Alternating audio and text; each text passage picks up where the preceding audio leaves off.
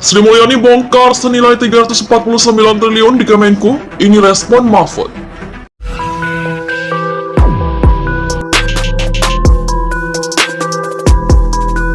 Kami dianggap maling, ini dianggap ustadz. Kamu kalau ngurus-ngurus perkara, habis marah-marah gini ngurus perkara, nitip pejabat, nitip ini.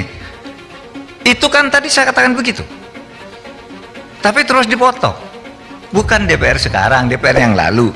Saya tidak begitu bodoh menyebut DPR sekarang, meskipun misalnya aja nggak mungkin dong nyebut. Bisanya nitip perkara di sini marah-marah. Lalu ada kepala kejaksaan tinggi cabut sekarang juga. Lah itu jejak digitalnya masih ada, saudara. Jejak digitalnya masih ada. Makanya saya memberi ilustrasi hati-hati, gitu, hati-hati, gitu. Oleh sebab itu saya tidak akan cabut. Saya minta Prof, kayak tadi bicara ini anggota DPR yang Markus mana periode yang lalu. Ya nggak apa-apa, berarti periode yang lalu saya keberatan. Nanti saya bilang saya akan keberatan periode yang lalu kita Markus. Kalau Pak Beni nggak keberatan nggak apa-apa. Mungkin Pak Beni merasa emang ada Markus. Ya nggak apa-apa kalau saya keberatan. Gitu. Tadi kalau main intip-intipan dosa nggak apa-apa. Pak JB mengatakan kita ini datang juga udah siap tempur. Saya tahu lah, mungkin saja saya di TO. Ya kan, kita juga sudah siap, sama-sama cari dosa. Kalau harus begini apa boleh buat? Bayangin Prof, punya kader sama-sama ngintip dosa jadinya. Iya kan?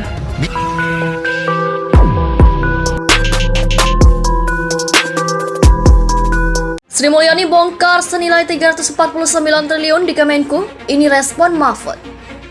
Selang sehari Menteri Keuangan Sri Mulyani Indrawati membongkar di hadapan Komisi 3 DPR soal transaksi janggal di lingkungan Kementerian Keuangan sebesar 349,87 triliun. Menko Polhukam Mahfud MD kembali buka suara.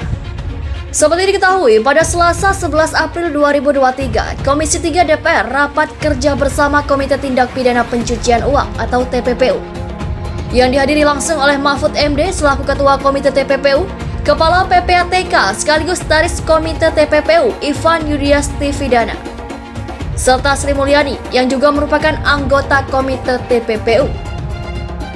2 hari berselang, yakni pada Rabu 12 April 2023, Mahfud lewat tayangan YouTube Kemenko Polhukam kembali buka suara terkait transaksi janggal di lingkungan Kemenku tersebut. Kali ini, Mahfud berbicara mengenai tim gabungan atau Satgas yang untuk dibentuk oleh Komite Tindak Pidana Pencucian Uang.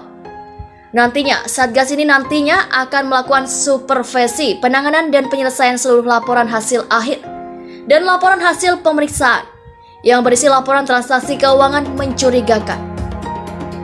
Harus saya tegaskan bahwa setiap surat yang dikirimkan oleh PPATK itu pasti lampirannya adalah LHA atau LHP.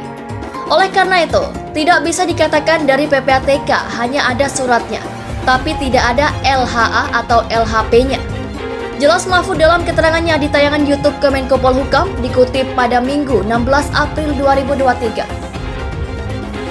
Surat itu, kata Mahfud, adalah pengantar bahwa ada terlampir LHA dan LHP selalu ikut dalam suratnya. Selanjutnya, mengenai pembentukan Satgas ini, kata Mahfud, sudah didukung Komisi 3 DPR saat melakukan rapat kerja bersama.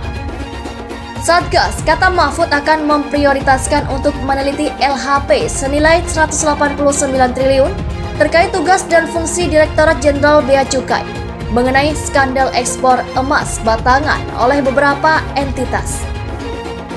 Seperti diketahui bahwa LHP senilai 189 triliun tersebut telah dilakukan proses hukum untuk pelaku perseorangan sampai putusan di tingkat peninjauan kembali di mana dinyatakan lepas dari segala tuntutan hukum. Nah, Satgas Komite TPPU akan memastikan apakah proses hukum kepada pelaku tersebut berhubungan dengan LHP yang dikirimkan oleh PPATK. Kalau ada yang ikrar sebagai sebuah kesalahan, itu jadi tindak pidana asal yang TPPU-nya harus dicari, jelas Mahfud. Selain itu, Satgas juga akan mendalami hal-hal yang dilaporkan bahwa isu atau masalahnya sudah ditindaklanjuti, akan diperiksa dan didalami lagi. Sebab menurut hukum, TPPU yang tidak dilanjuti belum tentu diselesaikan. Justru yang sudah ditindaklanjuti hasilnya jadi pintu masuk untuk masuk ke proses TPPU-nya. Dalam waktu tidak lama, insya Allah akan membentuk Satgas ini setelah menghimpun bahan-bahan yang diperlukan, kata Mahfud lagi.